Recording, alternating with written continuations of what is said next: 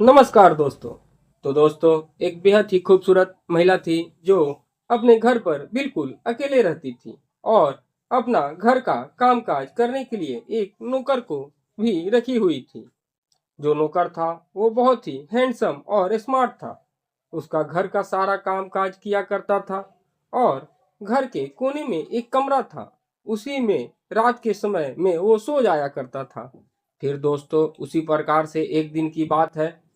ठंडी का मौसम था और सर्द काफी तेज थी और ठंडी बहुत तेज पड़ रही थी और वह महिला अपने घर के कमरे में ठंड के वजह से थरथरा कर कांप रही थी। तब तक जो उसका नौकर था वह उसके कमरे में चला जाए, चाय लेकर देने के लिए जाता है।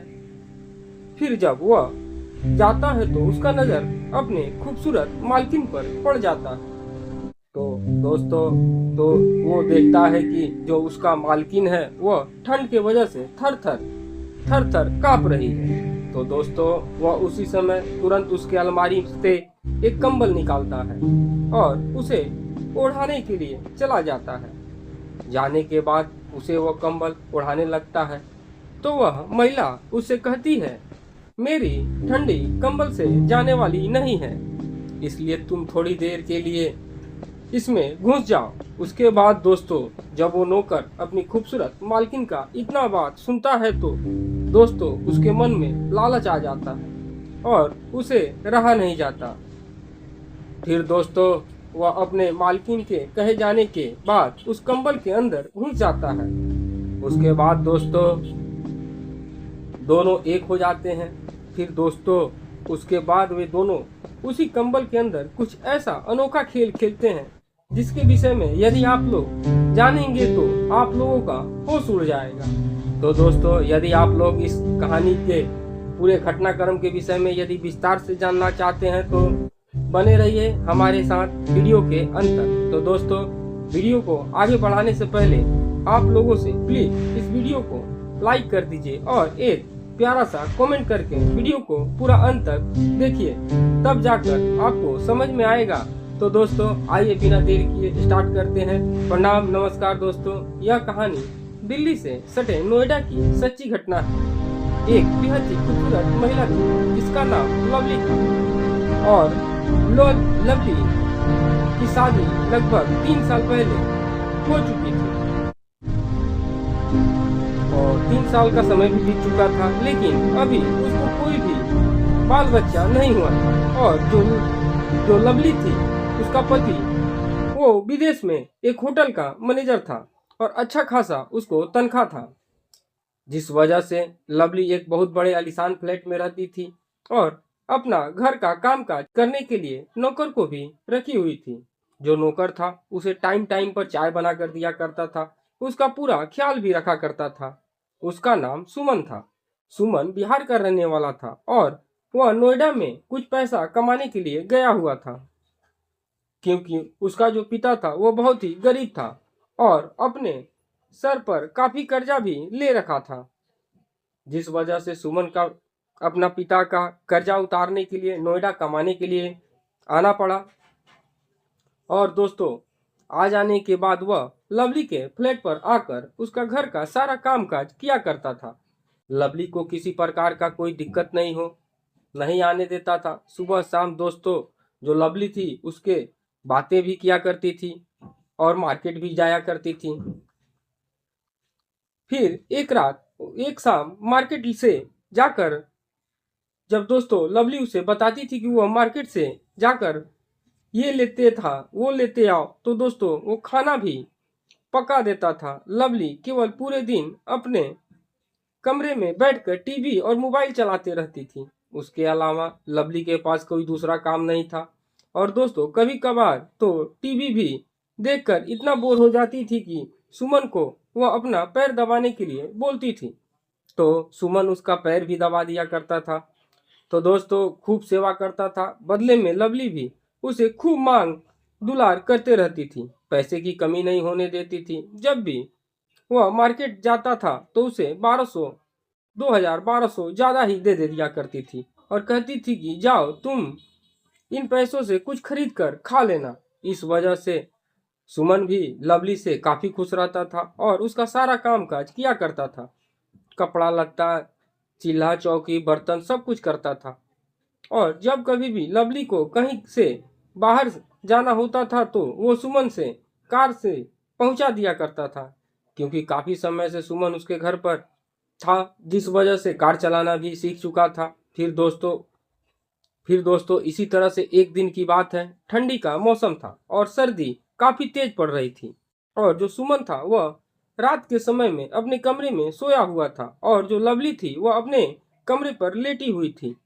तब तक अचानक से लवली थी जो उसको सर्दी लगी, कुछ ज्यादा लग जाती है। तो इतना ज्यादा लगता है कि दोस्तों वह ठंड के मारे थर थर कांपने लगती है। वह उसी समय वह सुमन को आवाज लगाती है और जब सुमन अपनी मालकिन लवली की आवाज को सुनता है तो दोस्तों वह दौड़कर उसके कमरे में आता है। और दोस्तों जब वह आता है तो देखता है कि लवली मैडम वो जो है वह ठंड के मारे थर थर कांप रही हैं। तो दोस्तों वह उसी समय लोग लवली मैडम के अलमारी में रखा हुआ कंबल निकाल कर लाता है और लवली को ओढ़ाने लगता है। तो लवली उसे धीमी स्वर में कहती है, अरे सुमन, मेरी ठंडी इस कंबल से जाने वाली नहीं है, इसलिए तुम थोड़ी देर के लिए इस कंबल में घुस जाओ। फिर उसके बाद जब सुमन अपना लवली मैडम का इतना सा बात सुनता है तो दोस्तों वह अपनी मैडम की खूबसूरती पर फिदा हो जाता है। लेकिन फिर सोचता है कि यह तो हमारा मालकिन है, फिर मैं इनके साथ यह काम कैसे कर सकता हूँ। फिर वह अपने आप को किसी तरह संभालते हुए लवली मैडम को कहता है कि अरे मैडम, आप क्या बोल रही हो? आपको पता नहीं है, मैं आपके घर का एक छोटा सा नौकर हूँ और आप नौकर के साथ ये सब काम कीजिएगा। तो लवली मैडम भी वह कहती हुई कि इस समय मुझे कुछ सूझबूझ नहीं रहा है, यदि तुम मेरे कंबल में नहीं आओगे तो हो सकता है कि मेरा जीवन लीला भी समाप्त हो जाएगा, इसलिए प्लीज तुम एक बार बात मान जाओ और मेरे कंबल में आ जाओ। उसके बाद दोस्तों जो सुमन था वह अपना मैडम का एक बात नहीं सुनता और कहता है कि नहीं मैडम, ऐसे कैसे हो सकता है कि मैं आपके साथ कंबल में आ जाऊं। यदि इस बात का पता मालिक को लगेगा तो मालिक क्या सोचेंगे। फिर उसके बाद जो लवली थी वह सुमन को समझाती है कि अगर मुझे कुछ हो जाएगा तो उसके जिम्मेदार तुम होगे और मालकिन तुमसे मालिक भी पूछेगा तो तुम्हारे तुम्हारे रहते हुए मालकिन कैसे चली गई, तो फिर तुम्हें जवाब देना होगा, इसलिए तुम मेरी बात मान लो और एक बार कंबल में आ जाओ। उसके बाद दोस्तों जो सुमन था वह काफी अपने मन में सोच विचार करता है और सोचता है कि जो लवली मैडम बोल रही हैं यह बिल्कुल सही बोल रही हैं। अगर मैं यदि इसे कुछ हो जाएगा तो मालिक को मैं क्या जवाब दूंगा। फिर दोस्तों यही बात सोचकर वह अपना लवली मैडम का बात मान जाता है और दोस्तों कंबल के अंदर घुस जाता है। फिर दोस्तों थोड़ी देर के बाद दोनों एक हो जाते हैं। उसके बाद जो लवली मैडम चाहती थी वह अपना पूरा काम कर लेती हैं। तब तक उसकी ठंड भी भाग जाती है। उसके बाद दोस्तों वह बिल्कुल नॉर्मल हो जाती है और गहरी नींद में सो जाती है। फिर दोस्तों उसके बाद जब सुबह होता है तो जो लवली है थी वह सुमन को अपने कमरे में बुलाती है और बुलाने के बाद कहती है कि देखो सुमन, कल रात हम दोनों के बीच जो भी घटना घटी प्लीज उसमें और उसके बारे में तुम अपने मालिक को मत बताना और किसी के सामने इसका जिक्र भी तक भी मत करना। हमारी तो काफी बदनामी हो जाएगी और तुम्हारा मालिक मुझे घर से निकाल देगा। उसके बाद जो सुमन था वो अपने लवली मैडम को कहता है, अरे मैडम, आपको इसके बारे में चिंता करने की थोड़ी सी भी जरूरत नहीं है, मैं हूं ना, मैं सब कुछ संभाल लूंगा। उसके बाद दोस्तों जब लवली थी वह सुमन की ओर पूरी निश्चिंत होके फिर दोस्तों खुशी के मारे वह सुमन के हाथ में कुछ रुपए देती है और कहती है जाओ मार्केट जाकर कुछ खा लेना। फिर दोस्तों उसके बाद जो सुमन भी उन पैसों को पाकर काफी खुश हो जाता है और मार्केट चला जाता है। फिर दोस्तों जब शाम को आता है तो घर पर जो भी काम था अपना काम काज करता है, खाना पीना बनाता है और बनाने के बाद फिर से वह अपने लवली मैडम के कमरे में खाना लेकर उसे खिलाने के लिए जाता है। और जब लवली मैडम खाना खा लेती हैं तो वह सुमन को अपना पैर दबाने के लिए बोलती हैं। तो जो सुमन है तब वह पैर दबाने लगता है। उसके बाद दोस्तों जब वह पैर दबा देता है तो जो लवली मैडम थी वह सुमन से कहती हैं, सुमन देखो, कल रात जो कुछ भी तुम्हारे साथ हुआ अभी तक मेरे दिमाग में वही बात चल रही है, इसलिए प्लीज तुम एक बार और मेरी खुमारी छुड़ा दो, उसके बाद मैं फिर तुम्हें काम के लिए कभी नहीं बोलूंगी। इसके बाद दोस्तों जो सुमन था वह फिर अपने लवली मैडम का बात मान जाता है और दोस्तों उसकी जरूरत को पूरा कर देता है। उसके बाद फिर जो लवली मैडम थी वह गहरी नींद में सो जाती हैं। लेकिन दोस्तों उसके 2 रात की बाद की घटना के बाद लेकिन दोस्तों उस 2 रात की घटना के बाद जो लवली मैडम थी उसको अब सुमन की आदत पड़ जाती है। अभी रात होता है जब भी रात होता है और जब सुमन उसका खाना लेकर उसके कमरे में खिलाने के लिए जाता है तो दोस्तों जो लवली मैडम थी वह खाना खाने के बाद उसको अपने साथ ही सोने के लिए बोलती थी। फिर दोस्तों कुछ देर बाद वह दोनों एक हो जाते थे और अपना अपना जरूरत पूरा करते थे। और अब कहीं भी ना कहीं जो सुमन था उसको भी अब लवली की आदत पड़ चुकी थी। जिस दिन भी रात को वह लवली के साथ नहीं सोता था तो दोस्तों उसे नींद नहीं आती थी।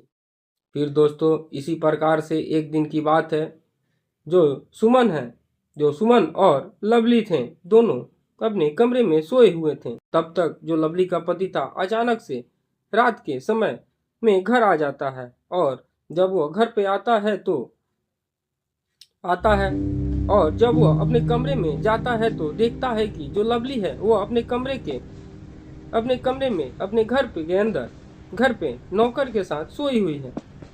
यह देखकर दोस्तों वह काफी नाराज हो जाता है और लवली को डांटने लगता है और कहता है कि लवली, तुम्हें पता नहीं है कि अपने घर में नौकर के साथ तुम ये सब काम कर रही हो? तुमसे मैं शादी करके बहुत बड़ा गलती कर दिया, तुम इसी ख्याल की हो। उसके बाद दोस्तों जो लवली अपने पति का इतना बात सुनती है तो दोस्तों रोने लगती है और रोते हुए अपने पति से कहती है, यदि आज यह नौकर सुमन ना होता तो शायद तुम्हारे आने के बाद मैं तुम्हें नहीं मिलती। तो उसके बाद फिर जो उसका पति था वो लवली से कहता है कि ऐसा क्या बोल रही हो? तो जो लवली थी वह सारा बात अपने पति को बताती है। कहती है कि दरअसल ठंडी के मारे मैं मरी जा रही थी, तब जाकर सुमन मेरे काम आया। यदि उस दिन यह मेरा मदद नहीं करता होता तो शायद मैं आज इस दुनिया में नहीं होती।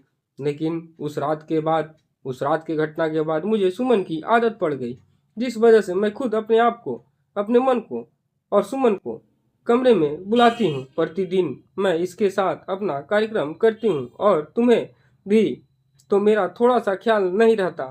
एक बार जब प्रदेश जाते हो तो फिर वापस घर आने का नाम ही नहीं लेते हो और मेरी भी कुछ ज़रूरतें होती हैं।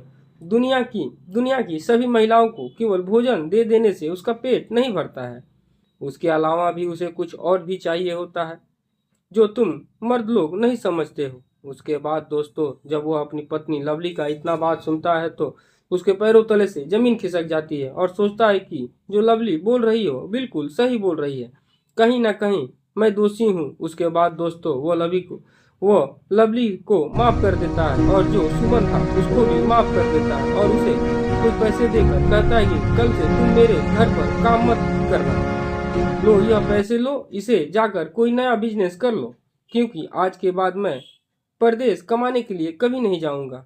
यदि जाऊंगा भी तो मैं अपनी पत्नी को साथ लेकर जाऊंगा। फिर दोस्तों उसके बाद दोनों मियाँ बीवी लगभग 3 महीने तक एक साथ एक घर में रहते हैं। फिर एक दिन जो लवली थी उसका पति अपने को साथ लेकर विदेश चला जाता है और दोस्तों आराम से दोनों मियाँ बीवी रहने लगती हैं। तो दोस्तों आज की जो कहानी थी बस यहीं तक थी। आपको कैसी लगी कमेंट में अवश्य बताइए। और हाँ दोस्तों, इस कहानी को बनाने का मेरा मकसद किसी के दिल को दुखाना या परेशान करना नहीं था। केवल यह कहानी मैं आप लोगों के जागरूक और सचेत करने के उद्देश्य से बताया हूँ, ताकि लोगों को इस बारे में समझ आए कि जो महिला होती हैं उनकी भी कुछ ज़रूरतें हैं, उन्हें भी कुछ पूरा करने का तमन्ना है। तो दोस्तों चलिए मिलते हैं नए कहानी के साथ। नमस्कार।